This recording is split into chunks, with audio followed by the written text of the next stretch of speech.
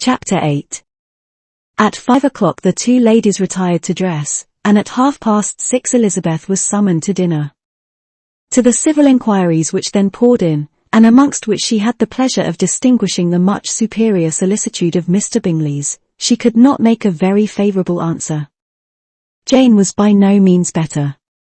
The sisters, on hearing this, repeated 3 or 4 times how much they were grieved, how shocking it was to have a bad cold, and how excessively they disliked being ill themselves, and then thought no more of the matter, and their indifference towards Jane when not immediately before them, restored Elizabeth to the enjoyment of all her original dislike.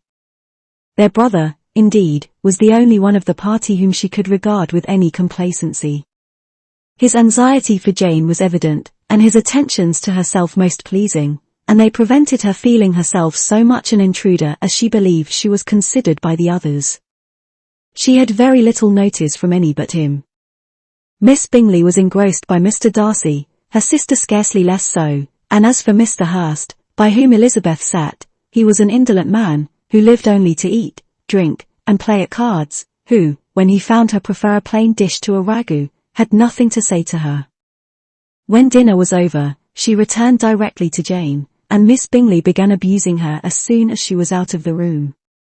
Her manners were pronounced to be very bad indeed, a mixture of pride and impertinence. She had no conversation, no style, no taste, no beauty. Mrs. Hurst thought the same, and added, "She has nothing, in short, to recommend her, but being an excellent walker. I shall never forget her appearance this morning. She really looked almost wild." "She did, indeed, Louisa.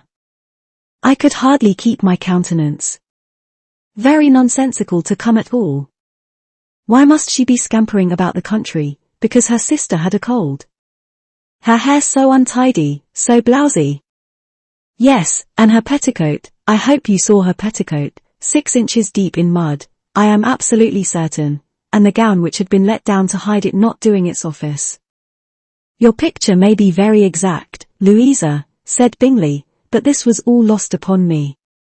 I thought Miss Elizabeth Bennet looked remarkably well when she came into the room this morning. Her dirty petticoat quite escaped my notice." "You observed it, Mr. Darcy, I am sure," said Miss Bingley, "and I am inclined to think that you would not wish to see your sister make such an exhibition." "Certainly not. To walk 3 miles, or 4 miles, or 5 miles, or whatever it is, above her ankles in dirt, and alone, quite alone. What could she mean by it? It seems to me to show an abominable sort of conceited independence, a most country-town indifference to decorum." "It shows an affection for her sister that is very pleasing," said Bingley. "I am afraid, Mr. Darcy," observed Miss Bingley, in a half-whisper, "that this adventure has rather affected your admiration of her fine eyes." "Not at all," he replied, "they were brightened by the exercise." A short pause followed this speech, and Mrs. Hurst began again. "I have an excessive regard for Miss Jane Bennet. She is really a very sweet girl, and I wish with all my heart she were well settled. But with such a father and mother, and such low connections, I am afraid there is no chance of it.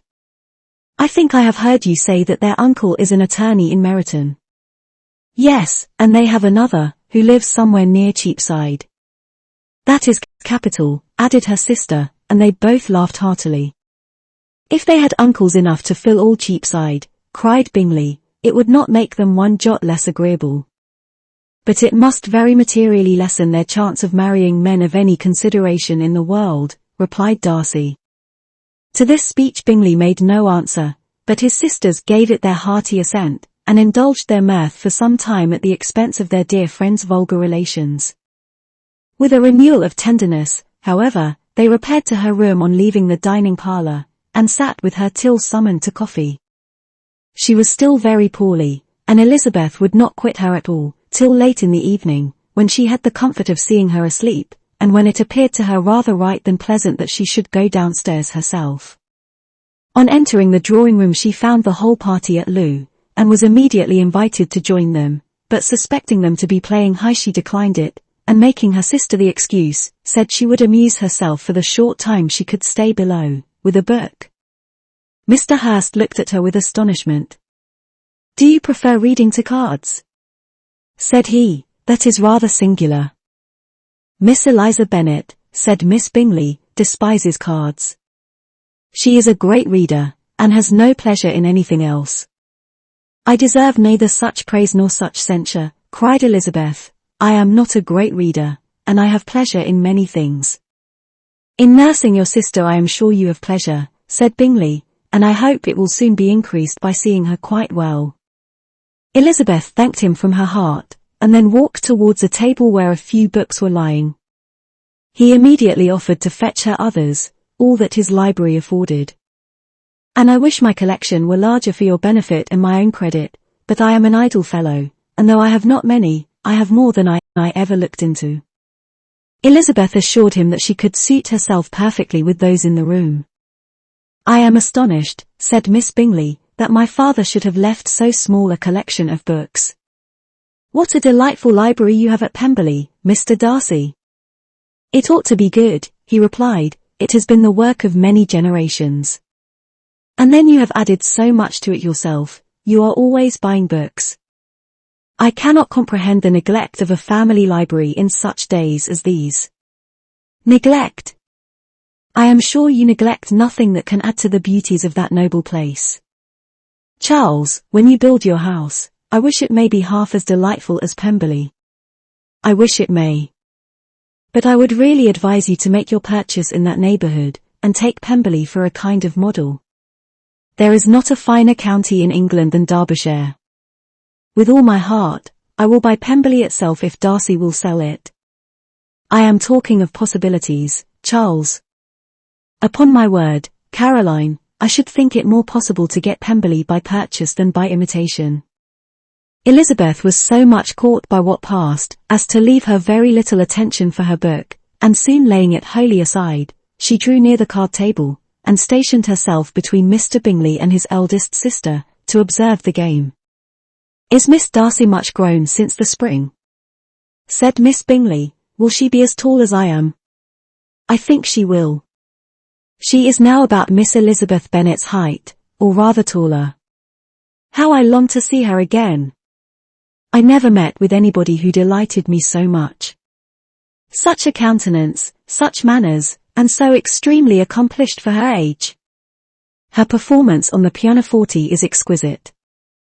"It is amazing to me," said Bingley, "how young ladies can have patience to be so very accomplished as they all are." "All young ladies accomplished? My dear Charles, what do you mean?" "Yes, all of them, I think. They all paint tables, cover screens, and net purses. I scarcely know anyone who cannot do all this, and I am sure I never heard a young lady spoken of for the first time, without being informed that she was very accomplished." "Your list of the common extent of accomplishments," said Darcy, "has too much truth. The word is applied to many a woman who deserves it no otherwise than by netting a purse or covering a screen. But I am very far from agreeing with you in your estimation of ladies in general. I cannot boast of knowing more than half a dozen, in the whole range of my acquaintance, that are really accomplished." "Nor I am sure," said Miss Bingley. "Then," observed Elizabeth, "you must comprehend a great deal in your idea of an accomplished woman."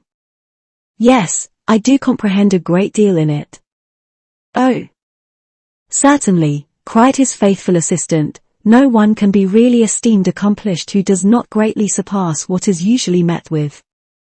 A woman must have a thorough knowledge of music, singing, drawing, dancing, and the modern languages, to deserve the word, and besides all this, she must possess a certain something in her air and manner of walking, the tone of her voice, her address and expressions, or the word will be but half deserved. All this she must possess," added Darcy, "and to all this she must yet add something more substantial, in the improvement of her mind by extensive reading. I am no longer surprised at your knowing only 6 accomplished women. I rather wonder now at your knowing any. Are you so severe upon your own sex as to doubt the possibility of all this? I never saw such a woman. I never saw such capacity, and taste, and application, and elegance, as you describe, united. Mrs. Hurst and Miss Bingley both cried out against the injustice of her implied doubt, and were both protesting that they knew many women who answered this description, when Mr. Hurst called them to order, with bitter complaints of their inattention to what was going forward. As all conversation was thereby at an end, Elizabeth soon afterwards left the room. "Eliza Bennet," said Miss Bingley, when the door was closed on her, "is one of those young ladies who seek to recommend themselves to the other sex by undervaluing their own, and with many men, I dare say, it succeeds. But, in my opinion, it is a paltry device, a very mean art." "Undoubtedly," replied Darcy, to whom this remark was chiefly addressed, "there is meanness in all the arts which ladies sometimes condescend to employ for captivation.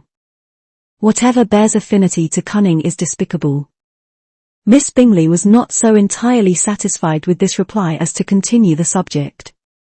Elizabeth joined them again only to say that her sister was worse, and that she could not leave her. Bingley urged Mr. Jones's being sent for immediately, while his sisters, convinced that no country advice could be of any service, recommended an express to town for one of the most eminent physicians. This she would not hear of, but she was not so unwilling to comply with their brother's proposal, and it was settled that Mr. Jones should be sent for early in the morning, if Miss Bennet were not decidedly better.